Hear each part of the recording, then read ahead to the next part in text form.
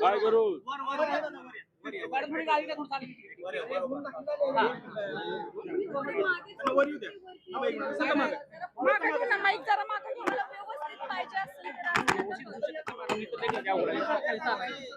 दोन लेअर मध्ये पकडायचे दोन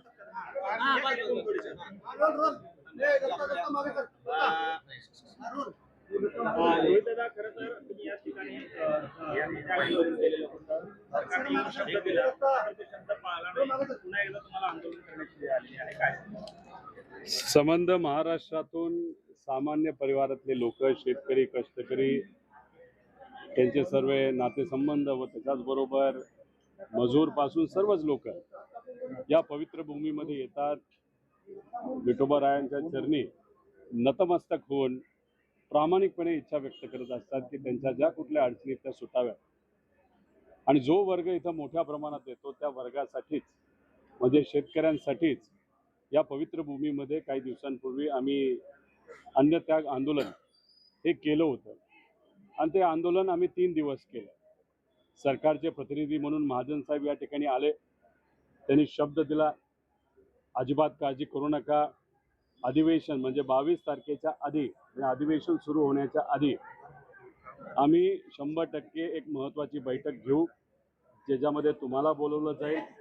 आम्ही विनंती करत असताना आम्ही सरकारला हेही सांगितलं की हे अराजकीय आंदोलन आहे, त्यामुळे फक्त आमच्याच पक्षातल्या नेत्यांना बोलू नका, शेतकरी नेत्यांना बोलवा.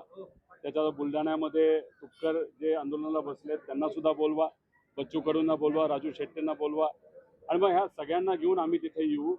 ज्या अटी तुम्ही GR मध्ये टाकलेल्या आहेत, पुण्यश्लोक अहिल्यादेवी होळकरांचं नाव या कर्जमाफीसाठी दिलं, त्यासाठी आम्ही अभिनंदन सुद्धा केलं. पण एकच बोललो, एवढ्या महामानवाचं नाव देत असताना त्यात अटी टाकून जर 44 लाख शेतकऱ्यांवर अन्याय होत असेल तर कुठं ना कुठेतरी या मोठ्या महामानवाचा अवमान त्या ठिकाणी होतोय.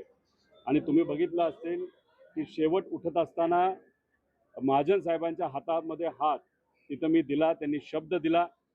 आणि आपली सगळ्यांची अपेक्षा असते की या पवित्र भूमीमध्ये दिलेला शब्द हा नक्कीच हे सरकार पाळेल, कारण याच्या आधी कुणीही इथं येऊन खोटं बोललेलं नाही. पण दुर्दैवाचं सरकारचे प्रतिनिधित्व करणारे महाजन साहेब इथं आले, CM साहेबांशी फोनवर बोलले, आपण 22च्या आधी तारीख घेऊ, चर्चा करू हेही सांगितलं. आणि मग तिथं त्यांनी आश्वासन दिल्यानंतर आम्ही आमचं आंदोलन तिथं त्या ठिकाणी मागे घेतलं. म्हणजे आम्ही राजकारण करायचं झालं असतं तर आम्ही काही काळ अजून 2-3 दिवस हे आंदोलन पुढे घेऊन गेलो असतो. पण फक्त राजकारण करून सामान्य लोकांना नुकसान होऊ नये या भूमिकेतून आम्ही आमचं आंदोलन मागे घेतलं. आणि मग 22 तारखेपर्यंत थांबलो. 22ला जेव्हा आम्ही अधिवेशनमध्ये मी गेलो, माझं मन काय त्या अधिवेशनामध्ये रमलं नाही. का एवढ्या पवित्र भूमीमध्ये शब्द देऊन ह्या सरकारने जर पाळला नसेल तर अधिवेशनामध्ये अनेक आश्वासनं आम्हाला दिलेली आहेत, ते कधी त्या ठिकाणी पाळणार आहेत. त्यामुळे भूमिका आता आम्ही घेतलेली आहे. मराठवाड्यामध्ये असणाऱ्या प्रत्येक जिल्ह्यामध्ये जाऊन शेवटी छत्रपती संभाजीनगरमध्ये खूप मोठं आंदोलन तिथं आम्ही सर्व शेतकऱ्यांना घेऊन करणार आहोत. असं आंदोलन कधीही या सरकारने बघितलं नसेल. हे आंदोलन तिथं करणार आणि लोकांचा जो रोष आहे तो कुठेतरी या सरकारला आम्ही दाखवून देणार आहोत. 36,555 कोटी कर्जमाफी केलेली आहे. राज्यातील 56 लाख शेतकऱ्यांना 36,555 कोटी कर्जमाफी केली आहे. राज्यातल्या 56 लाख शेतकऱ्यांना कर्जमाफी होईल असं कृषी मंत्र्यांनी आज विधानसभेत सांगितलं. खोटं बोललेले आहेत. 55 लाख शेतकऱ्यांचं नाव ते घेतात खरं, पण यातून 36 लाख शेतकऱ्यांवर अन्याय होणार आहे. 2019 अट पूर्वी नाही असं सांगत होते, आम्ही ते दाखवून दिलं. त्या अटीमध्ये तुम्ही जर बघितलं असेल त्यावेळेस 48 लाख शेतकऱ्यांना कर्जमाफी झाली होती. त्यातून 14 लाख हे रेग्युलर शेतकरी होते आणि मग राहिलेले जे होते 32-36 लाख हे कुठेतरी नॉन रेग्युलर, नाही तर ज्याचा कर्जमाफीचा लाभ तिथं मिळाला होता. मग 36 लाख शेतकऱ्यांना त्या काळामध्ये लाभ जर तिथं थकीतचा मिळाला असेल तर सहज तुम्ही साधं गणित केलं तर या वेळेत ते 36 लाख लोकांवर अन्याय होणारच आहे. त्यामुळे कुठेतरी शब्दाचा खेळ करून शेतकऱ्यांवर अन्याय हे सरकार तिथं करत आहे आणि कुठं ना कुठेतरी या सरकारला हे 100% महागात पडणार आहे. आणि मला लोकांना सांगायचंय, नेत्यांवर किती भरोसा करायचा हा तुम्ही ठरवा.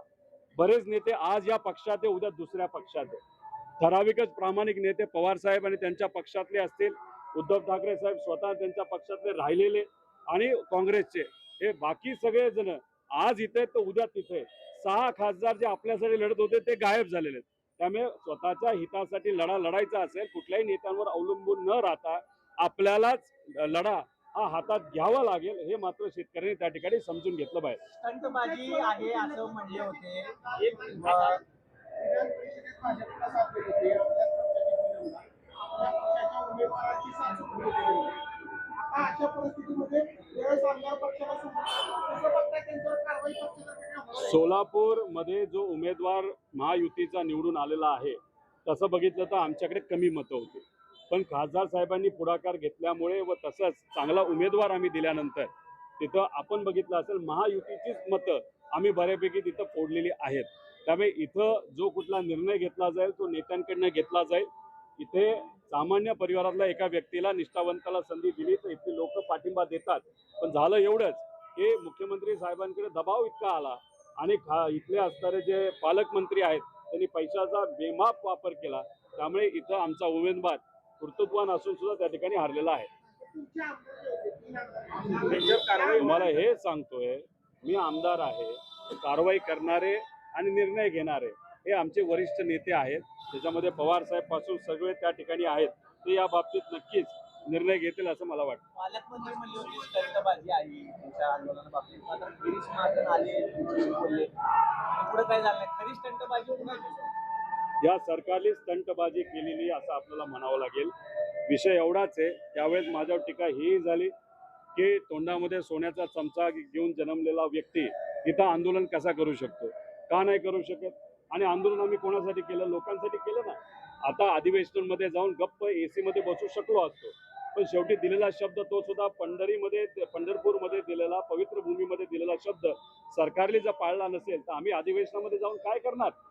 त्यामुळे तिथे सुद्धा आपण जर बघितलं ज्या पद्धतीने लढलं पाहिजे, काही विरोधातले नेते लढतायत पण एवढ्या ताकदीने ते लढत नाहीत. त्यामुळे याच्या पुढे जो लढा लढायचा आहे तो सामान्य लोकांनाच लढावा लागेल. आणि बोलणारे बोलत असतात. आज जर तुम्ही बघितलं तर बरेच असे नेते 85 कोटी रुपये घेऊन त्यांनी भूमिका बदलली, विचार बदलले, पार्टी बदलली. आता मग तुम्ही त्यांना म्हणणार का 85 कोटी रुपये घेतले, आता सोन्याचे नवीन नवीन चमचे तुम्ही तुमच्या स्वतःसाठी आणि नातवंडासाठी त्या ठिकाणी देणार आहात. भूमिका ही महत्वाची आहे, भूमिका आम्ही तिथे गेली. आणि हे बघा, स्टंटबाजी वगैरे करणारे जे लोक आहेत ना, त्यांच्याकडे आम्ही काही भाव देत नाही, त्यांचा विश्वासात सुद्धा आम्ही तिथे घेणार नाही. महाजन साहेब आले, संकट मोचक त्यांना म्हणलं जातं. 6.5 तास प्रवास करून फक्त इथं आंदोलन मागे घेता यावं म्हणून ते आले. फोनवरही त्यांनी शब्द दिला होता, इथं येऊन सुद्धा शब्द दिला होता. तुमच्या आपल्या सगळ्यांसमोर तिथं मुख्यमंत्र्यांशी त्यांचं बोलणं झालं, मुख्यमंत्र्यांनी शब्द दिला. आणि मग या पवित्र भूमीमध्ये दिलेला शब्द जर पाळत नसतील तर मग 24 जुलैला जेव्हा खऱ्या अर्थाने मुख्यमंत्री इथं पूजेला येतील तेव्हा लोक मात्र काय करतील हे आपल्याला तिथं सांगता येणार नाही. कर्जमाफीच्या ज्या जाचकाठी आहेत त्या रद्द करून, ज्या जाचकाठी आहेत त्या मी रद्द करून शेतकऱ्यांना न्याय दिला असं CM साहेबांनी माध्यमांसमोर सांगितलेलं आहे. बघा, मुख्यमंत्री साहेब सुरुवातीला बोलत असताना अटीच नाहीत असं बोलले. नंतर ते म्हणाले बहुतांश शेतकऱ्याला फायदा होईल. नंतर म्हणायला लागले नाही ठीक आहे, काही शेतकरी हे वंचित राहू शकतात. त्यामुळे शब्दाचा खेळ तिथं कुठेतरी मुख्यमंत्री साहेबांकडनं केला जातोय, सरकारकडनं केला जातोय. काल सुद्धा अधिवेशनामध्ये बोलत असताना या आंदोलनाचा रेफरन्स घेऊन बरेच आमदार सत्ताधारी सुद्धा बोलले. आणि बोलताना त्यांनी एवढंच बोलले, लिचीपिची बोलले. कारण कसं असतं, भाजपमध्ये गेलेले बरेच नेते हे कुठेतरी झुकलेले नाहीतर शरणागती स्वीकारलेले असतात, हळूच बोलून जातात. 2019ची अट मागे घेतली तर बरं होईल. अरे हिंमत असेल तर शेतकऱ्यासाठी लढून दाखवा. नेत्याला कसं बोलायचं म्हणून पत्र काय देताय तुम्ही, अधिवेशनामध्ये बोलता काय, पण बोलत असाल आणि पत्र देत असाल तर एकदा आंदोलन करून बघा मायबाप जनतेसाठी, सामान्य लोकांसाठी. पण तसं दुर्दैवाने सत्ताधारी पण कुणी करेना आणि विरोधातले काही चांगले आमदार बोलतायत, पण शेवटी विरोधकांचा आकडा सुद्धा दुर्दैवाने या अधिवेशनामध्ये कमी आहे. तुम्ही ज्या ठिकाणी म्हणताय की विश्वासघात केला, नक्की आपली मुख्यमंत्र्यांसोबत या संदर्भात त्याची बैठक आपल्याला लावली होती मुख्यमंत्र्यांनी. यामध्ये काय चर्चा झाली आणि त्यांनी एक तरी अट आपली मान्य केली की नाही केली? काय चर्चाच नाही झाली, इथंच तर विश्वासघात झाला आणि तिथं रोहित पवारचा विश्वासघात झालेला नाही, 44 लाख शेतकऱ्यांचा विश्वासघात झालेला आहे. या पंढरीमध्ये पावनभूमीमध्ये येणारे शेतकरी त्यांचा विश्वासघात झालेला आहे. इथं दिलेला शब्द जर पाळत नसेल तर इथं जो पवित्र विचार आहे त्या विचाराचा विश्वासघात दुर्दैवाने या सरकारकडनं झालेला आहे. बैठकच झाली नाही म्हणून अधिवेशनात जाऊन आपण काय करणार, या भूमिकेतून आम्ही आता रस्त्यावर तिथं लढणार आहोत. आठीच्या आठी मराठवाड्याच्या जिल्ह्यामध्ये सुरुवातीला आम्ही फिरून छत्रपती संभाजीनगरमध्ये खूप मोठं आंदोलन तिथं आम्ही सर्वजण मिळून तिथं करणार आहोत. आंदोलन झाल्यानंतर भाजपच्या काही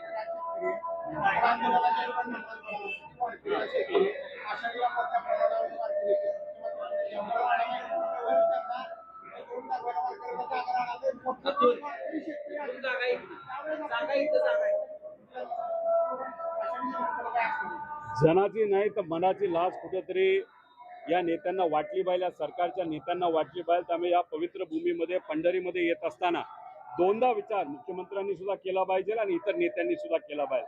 शब्द दिलेला तुम्ही पाळत नसताल. इथं येणारे करोडो जे लोक आहेत ते शेतकरी आणि मजूर आहेत. आज जर आपण बघितलं तर शेतकरी अडचणीत आलं तर मजूर अडचणीत येतो, ग्रामीण अर्थव्यवस्था अडचणीत येते, शहरी अर्थव्यवस्था अडचणीत येते. त्यामुळे 25 तारखेला आषाढी एकादशी आहे, म्हणजे 24 जुलैला संध्याकाळी रात्रीच्या वेळेस मुख्यमंत्री साहेब इथं दर्शनाला आणि पूजेसाठी तिथं येत असतात. त्यामुळे दोनदा विचार करा. इथं मुख्यमंत्री साहेबांना पण मी शेतकरी म्हणून त्या ठिकाणी सांगतो आणि लोकांना सुद्धा मला विनंती करायची, तुम्ही आज स्वतःच्या हक्कासाठी लढला नाहीत तर उद्या जाऊन आपल्यावर मोठ्या अडचणी येऊ शकतील. या भागामध्ये जिथं मी उभोय तिथं अतिवृष्टी झाली होती, अनेक शेतकऱ्यांचे शेती वाहून गेल्या होत्या. किती मिळाले पैसे शेतकऱ्याला, विम्याचे किती रुपये तिथे मिळाले? 1 रुपया सुद्धा दुर्दैवाने तिथे मिळाला. 35,000 कोटीची मदत त्यावेळेस सरकारने जाहीर केली होती, मिळाली किती? 12,000 कोटी. आता सुद्धा काल ज्या काही मागण्या या सरकारने तिथं पैशाच्या मागण्या ज्या बजेटमध्ये तिथं मांडल्या आहेत त्या 20,000 कोटीच्या मांडलेल्या आहेत. 5,000 कोटी कुठले आहेत? जे 17 मध्ये त्यांनी शब्द दिला होता ते पूर्ण केला नव्हता, आम्ही इथं आंदोलन करणार म्हणून घाबरून त्यांनी ते मान्य केले, ते 5,000 कोटी. म्हणजे कुठेतरी 20,000 कोटी त्यातून वजा 5,000 केले तर 15,000 कोटी रुपये या कर्जमाफीसाठी हे सरकार देणार आहे. बोलतंय किती? 35,000 कोटी. देणार आहे किती? 14 ते 15,000 कोटी. इथंच तर मी म्हणतोय हे फसवेगिरी आहे, बाकी दुसरं कुठं काय नाही. दादा, ज्या ठिकाणी आंदोलन तुम्ही केलं त्या ठिकाणी गोमित्र शिंपडून भाजपच्या कार्यकर्त्यांनी गोमित्र शिंपडलं होतं. विषय काय, माझ्या लेवलचं जर कोण असेल, मंत्री असतील, मुख्यमंत्री असतील, नाही तर अजून कुणी असेल जे विचाराला आणि काही प्रमाणात अभ्यासाला, नाहीतर लोकांच्या हितासाठी लढणारे जे मोठे नेते असतील त्यांनी जर असं काही केलं असेल तर त्याला मी उत्तर देईल. असे काही इतर लोकांना उत्तर हे माझे प्रवक्ते नाही तर पदाधिकारी इथले लोकल देतील. एक तर कर्जमाफी शेतकऱ्याची सरसकट झालीच पाहिजे आणि ही सुबुद्धी आपल्या या सरकारला मिळावी असं एक साकडं घातलं. त्याच्याच बरोबर पाऊस हा लांबलेला आहे, त्यामुळे लवकरात लवकर चांगला शेतकऱ्याला तिथं न्याय देईल असा पाऊस लवकरात लवकर पडो असे सुद्धा तिथे साकडे घातले. आज कायदा व सुव्यवस्थेची खास करून महिला अत्याचारांची परिस्थिती या महाराष्ट्राची जी खालावली आहे ती कुठेतरी सुधारावी आणि आज नेते आमच्या बरोबर कमी असले तरी सामान्य लोक आमच्या बरोबर राहू दे, जेणेकरून सामान्य लोकांना न्याय देण्यासाठी आम्हाला कुठेतरी बळ मिळेल, ताकद मिळेल असे साकडे देवासमोर मांडले.